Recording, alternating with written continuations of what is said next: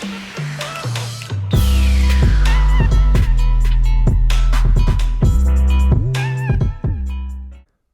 going on, Taurus? Welcome to your weekly forecast for the week of December 21st through the 27th of 2020. It's a major week. We have huge cycles closing with Jupiter and Saturn starting a new 200-year cycle, a new 20-year cycle.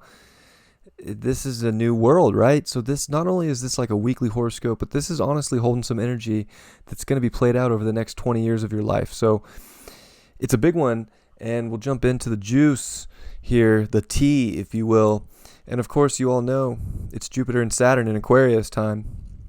The great conjunction, the great mutation as they switch from Earth, where they were in actually your home sign of Taurus last time. They conjuncted 20 years ago in 2000.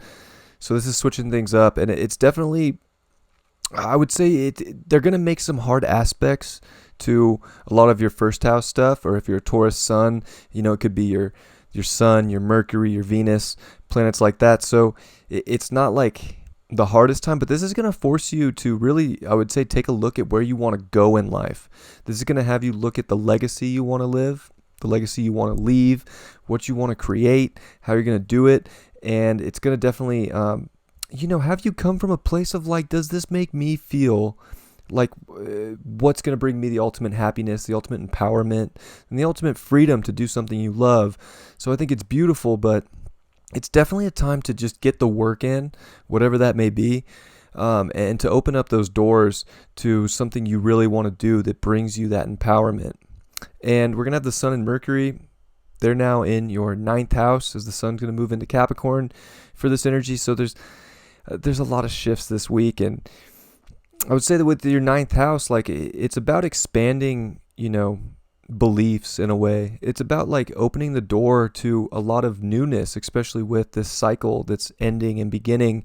Like, there's definitely new doors that are going to be opening up, and you got to be able to just be willing to explore them, be willing to go into it and see what the universe is going to bring you. And you're going to know internally, you're going to be able to feel it, especially with the moon in your 12th house with Chiron, and the sun's going to square Chiron and the moon's going to square Chiron. So this is definitely a week that's going to bring up emotions, and it's going to feel really sensitive. But I think the more that you tap into your spirituality, the less you're going to feel like you have to escape from things, the more you'll find comfort. And especially with Chiron there, it's a kind of like those invisible wounds that you kind of deal with inside of yourself. But instead of fighting them, kind of go inside, deal with them this week, and, try and open things up and not like restrict yourself from, something beautiful, something that can open up doors to a new hope, a new light in your life. And Mars, of course, at 23 degrees in your 12th house is going to square Pluto in your 9th house as well. So I would say that the more action-oriented things that you can put into that are subtle, that kind of help you go within yourself, that help you open up things within, that's going to open up the world outside. And I would say that, like, that's the greatest exploration right now, is really finding out what you truly desire within yourself and creating new cycles that help you in that area, that help you do what you actually desire, from a much deeper level that isn't just so seen or surface level. And especially with Jupiter and Saturn in your 10th, right? Like, this is definitely about you figuring out exactly what you want to do. Like, how are you going to reach the top in life? And that's what the next 20 years is going to be about. And especially with the dispositor of Aquarius being Uranus in your first house, like, it deals with your personal, like, yourself, your freedom, what empowers you. And you might have to mix things up with Uranus in the first. You might have to kind of be that like mad scientist for the life that you want to create. And I think that, those scientific experiments will be done within yourself to open up these doors and to really unlock things. Again, Neptune squaring the nodes from your 11th house to your 8th and your 2nd house. So there's this like unsure pull between, well, do I want to really make things happen and build things for myself, or do I want to give my energy to something outside of myself? And I think you have to be careful with where you invest your energy. Make sure you're investing your energy in things that help you build the life you want, and not just like throwing it out there for for anything. And I would say that like it's good to have very healthy boundaries for what you desire and what you want to create, and to not get lost and thinking that you just have to merge with any sort of energy in life. Like, go after your dreams, go after your goals, and make it happen. And this is the week to really do it and to do the work for yourself within. I think that that'll start to really show you just how high you can actually propel yourself and not keep you stagnant, right? So it's a big week. I would say that fixed signs have a lot going on for the next year, even the next first quarter of next year, with the square to Uranus in your home sign.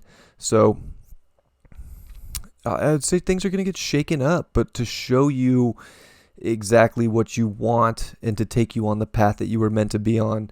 And it's like, how can you find the comfort and the relaxedness within yourself to let these doors open up, and to not, kind of block them or shut them out, or be too, you could even say too fixated on the material world, to not, trust that intuition and to act on that rather than like physical proof, because I think that you're going to create the physical proof for yourself by trusting that intuition and trusting that internal messages, and releasing any healing, anything that's like just subconscious thoughts that you might not be able to do it. Like those have to go too. You want to drop those.